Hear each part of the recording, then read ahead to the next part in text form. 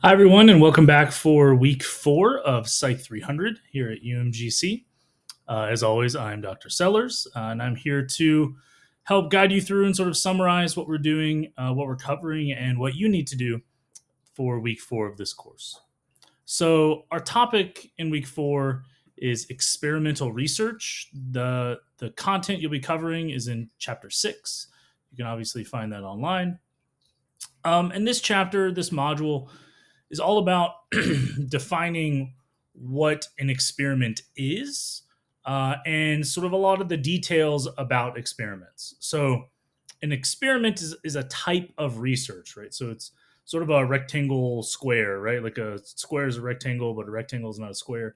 Like all experiments are research, but not all research is experiments. So, an experiment is a specific kind of research where the researcher manipulates something about the world in order to observe the effect of that manipulation.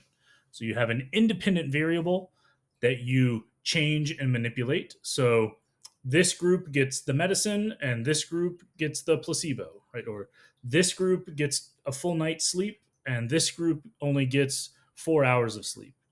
And then I'm going to observe the effects of that manipulation on some other variables that I call my dependent variables.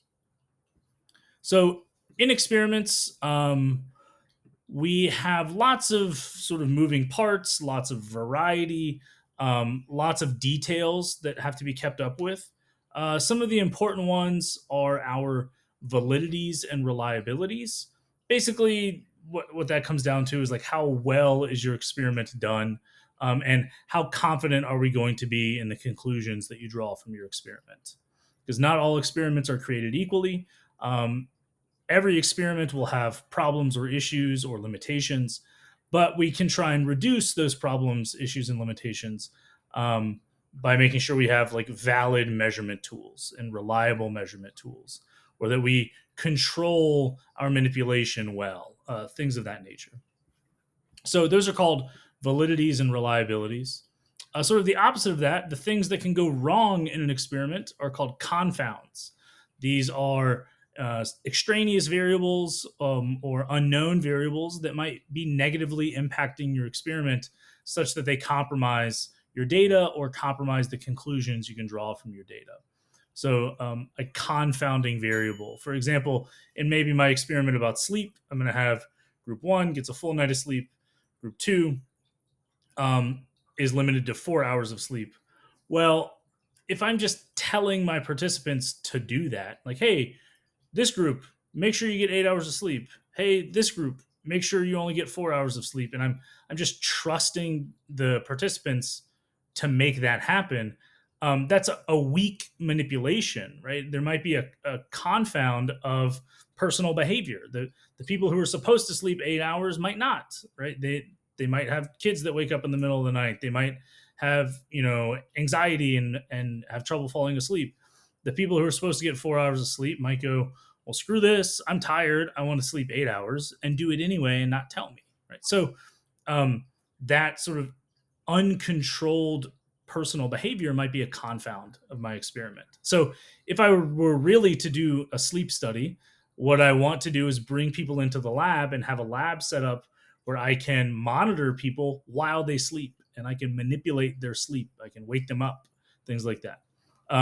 So confounds are about extraneous issues that can negatively impact your experiment. And then one of the last major things you'll talk about are the types of experiments. We're going to keep it pretty basic with these discussions here. But things like between or within subjects experiment. Are you following people over time and measuring them multiple times, or are you splitting people into two groups and measuring those two groups? These distinctions are important because they determine what statistics we need to use when we go to analyze our data. So that's just a quick, dirty rundown of Chapter 6. There'll be obviously a lot more information than that, but that's sort of the main, maybe hitting the high points. But dig into that chapter. Let me know if you have any questions about the content. And then, of course, you have assignments. We have a couple assignments this week or this module. So you, of course, have your self-generated discussion post, which is due Sunday, the 11th. You have your 2 peer responses, which are due the Tuesday, the 13th. You have quiz number 2, which is due Tuesday the 13th. That's your content quiz, multiple choice, short answer stuff over the recent content.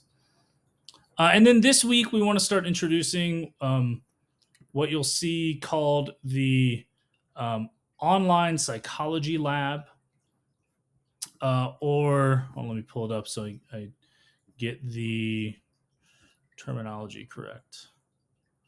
The online psychology lab, the Stroop effect, and within that, in particular this week, we want your discussion to center around your choosing your topic or hypothesis from within that project. So if you go into week 4 and the week 4 discussions tab, you can see your discussions laid out there for you. Basically, what you want to do is very similar to what you did for the mini lab study. You'll be acting as a participant in an online experiment on what's called the Stroop effect. That's so you can get an idea about what the methodology is like. You'll then be given data. And what we want you to do this week is really think about a hypothesis that you could generate from that data. I believe you have data on age and gender, and then the participants' like actual scores in the experiment.